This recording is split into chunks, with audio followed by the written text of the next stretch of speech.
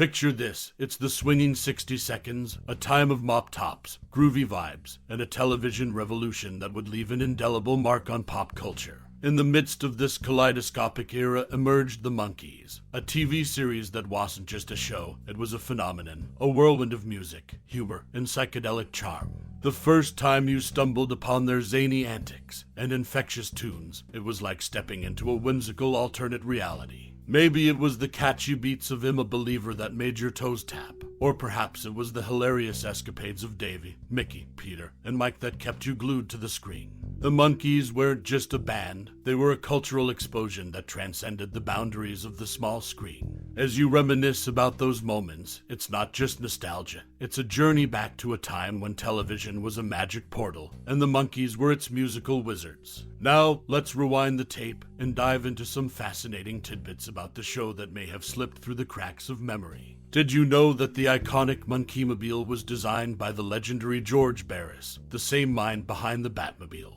Or how about the fact that the show's creators initially envisioned it as a kind of Beatles on TV concept? The Monkees didn't just break the fourth wall, they shattered it, giving us a backstage pass to their irreverent, offbeat world. So, as we peel back the layers of time, get ready to uncover the unexpected, the quirky, and the downright fascinating facets of the Monkees. Because, after all, who said a TV show couldn't be a trip down the rabbit hole of whimsy and wonder?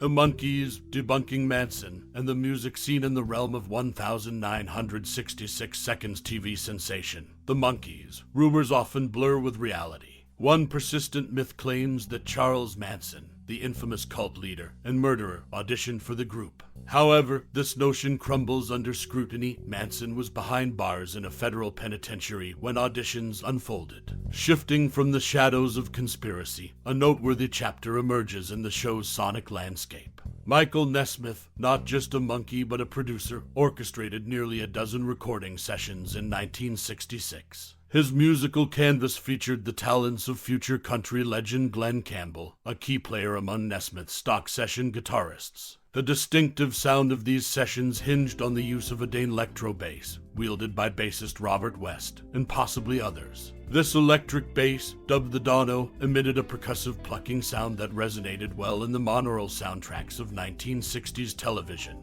Unmasking Monkees' real names reveals a twist. Had stage names been swapped for legal ones, the lineup would have read Davy, Peter, George, and Robert. Micky Dolenz, often known as Micky, goes by George Michael Dolenz in the real world, while Mike Nesmith answers to Robert Michael Nesmith. In the labyrinth of Monkee lore, these facts carve a clear path through the murk of myth and offer a glimpse into the intriguing tapestry of a band that became an enduring part of TV history. The Monkees, pioneers of TV without laughs in 1966. The Monkees hit the small screen, blending music and comedy in a show that took inspiration from the Beatles' A Hard Day's Night. Yet, a peculiar shift halfway through the second season set the Monkees apart in TV history. During their TV escapades, the Monkees regularly faced off against fictional rival bands. Among them were the Jolly Green Giants, decked head to toe in green. The four Martians sporting gold tunics over red tights with nylon stockings on their heads. The foreign agents in trench coats and sunglasses. And the Westminster Abbeys, medieval dress enthusiasts. The series, born from the Beatles' influence, had an unexpected tie to the iconic band's American debut on The Ed Sullivan Show in 1964.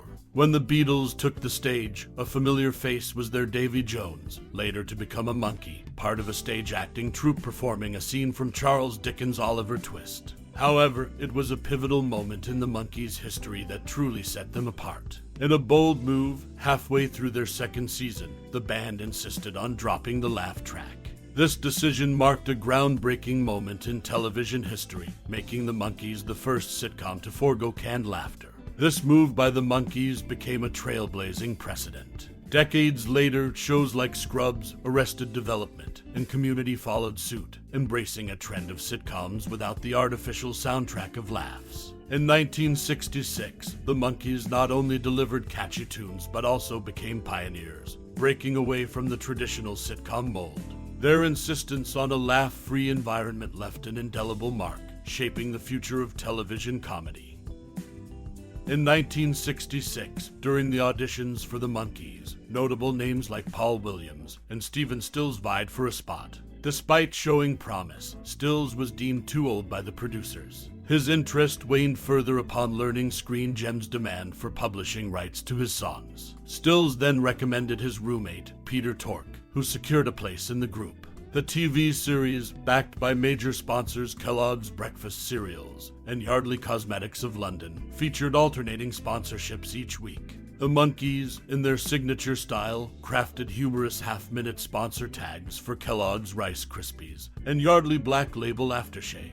By 1969, as CBS picked up the series, the Monkees found themselves creating commercials for a new sponsor, Kool-Aid. As the prospect of a third season loomed, the Monkees sought to transform their half-hour sitcom into an hour-long variety show, introducing new artists. NBC, however, presented an ultimatum: adhere to the existing format or face cancellation. Undeterred, the Monkees held their ground, leading to the cancellation of the series after 2 seasons on the air. The Monkees' journey, marked by auditions, sponsorship shifts, and a battle for creative control, captures the dynamics behind the iconic 1966 TV series. The clash of artistic vision with network demands ultimately sealed the fate of a show that left an indelible mark on pop culture. Davy Jones' draft dodge drama during the Monkees' first season in the aftermath of the Monkees' debut season in 1966. A peculiar incident unfolded involving Davy Jones. Rumors circulated about his sudden disappearance, attributing it to a mysterious illness. However, the truth was far from morbidity. Jones had received a draft notice. In a surprising turn of events, he opted for an unconventional strategy. Faced with the prospect of military service, Jones embarked on a 3-week fast to deliberately fail the physical examination. Against all odds, his gambit proved successful. The Monkees, initially paid $450 per episode, saw a pay bump to $750 for the second season. Despite their rising fame, their earnings didn't mirror their success. Standard royalty rates for recordings were in place, but the quartet received meager compensation for merchandising. Micky Dolenz and Davy Jones took legal action against Columbia Pictures in the late 70s, seeking fair compensation. However, their pursuit concluded with a settlement, and they walked away with a mere $10,000. A distinctive feature of the Monkees TV series was the inclusion of candid end-of-show interviews in 12 out of 58 episodes. One particular interview shed light on an incident that reverberated in 1967, the Sunset Strip riots. Michael Nesmith, one of the Monkees, subtly touched on these events in the song Daily Nightly. The Monkees' connection to a real-life cultural moment added a layer of complexity to their manufactured image. In the world of the Monkees, reality and fiction intertwined, revealing the behind-the-scenes struggles and challenges faced by the band members. Davy Jones' draft dodging, the financial disparity in their earnings, and their commentary on societal upheavals added depth to the pop culture phenomenon that was the Monkees.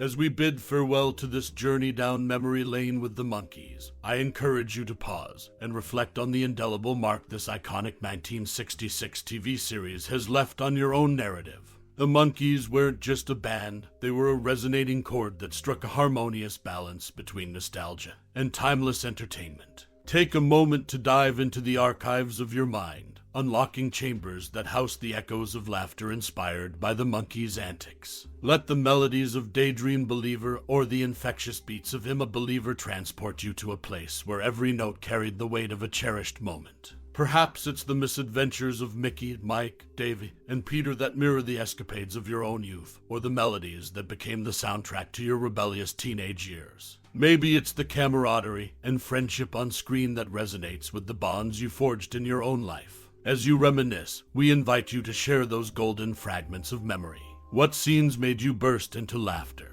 Which Monkees song became your personal anthem? Your stories weave the vibrant tapestry of collective nostalgia, and we'd love to hear them. In the spirit of sharing, drop your favorite memories or thoughts about the Monkees in the comments below. Let's create a space where the magic of this timeless series lives on through the experiences of its fans. Thank you for joining us on this trip down memory lane.